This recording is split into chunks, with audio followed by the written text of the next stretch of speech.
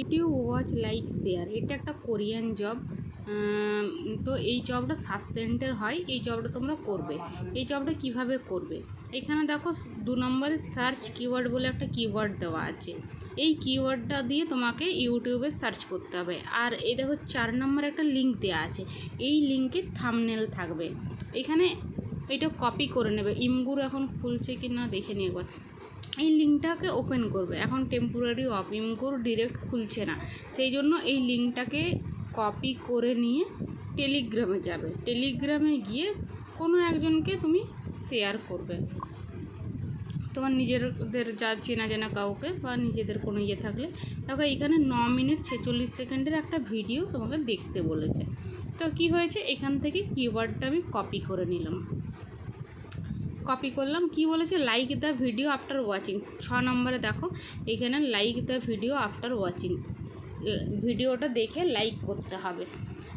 তোমাকে কমেন্ট করতে মানা করেছে, আর এক জায়গায় শেয়ার করতে বলেছে। Share video at least 1 social media. তো আমরা এই সব ভিডিও কোথায় শেয়ার করব, আমরা টুইটারে শেয়ার করব। ফেসবুকে শেয়ার কেউ করবে না। ফেসবুকে শেয়ার করলে ফেসবুক রেস্ট্রিক্টেড হয়ে যাবে। Facebook Korean job, Chinese job allow করে না। তো আমরা টুইটারে শেয়ার করব।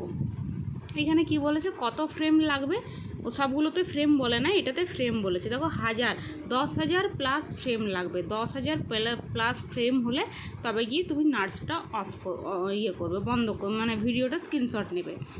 আমরা চলে গেলাম এখন ইউটিউবে চলে গেলাম। ইউটিউবে গিয়ে কিওয়ার্ডটা সার্চ করলাম।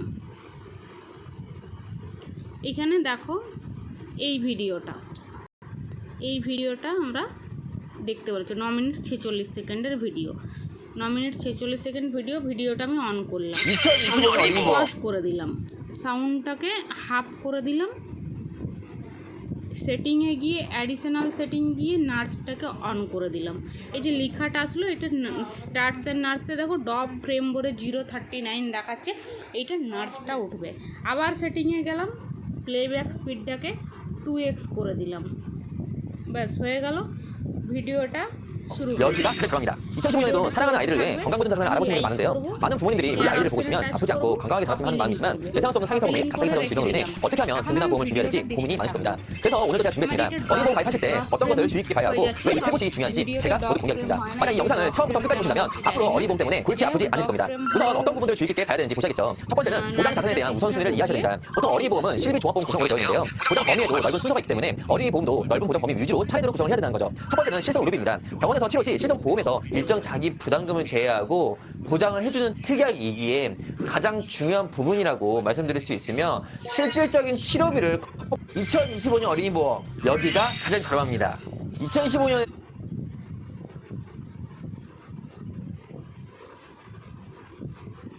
도 사랑하는 아이들을 위해 건강보증 자산을 알아보신 분들 많은데요.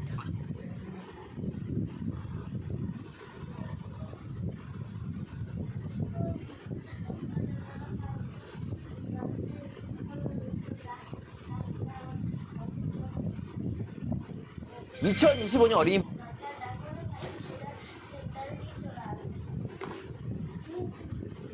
여기가 가장 저렴합니다.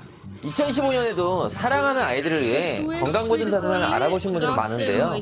많은 부모님들이 우리 아이들을 보고 있으면 아프지 않고 건강하게 자랐으면 하는 마음이지만 예상할 수 없는 상해 사고 및 갑자기 찾아오는 질병으로 인해 어떻게 하면 든든한 보험을 준비해야 될지 고민이 많으실 겁니다.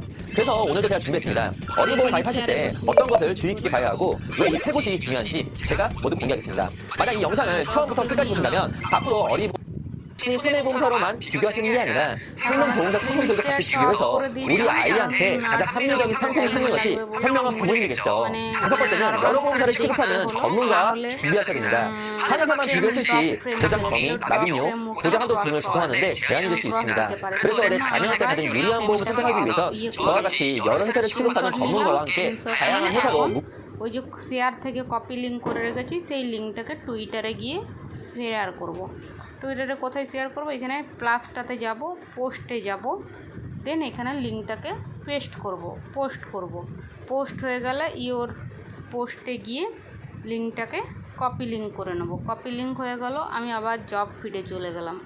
জব ফিডে গিয়ে দু নম্বর প্রুফের লিঙ্কটাকে দিয়ে দিলাম চুজ ফাইলে।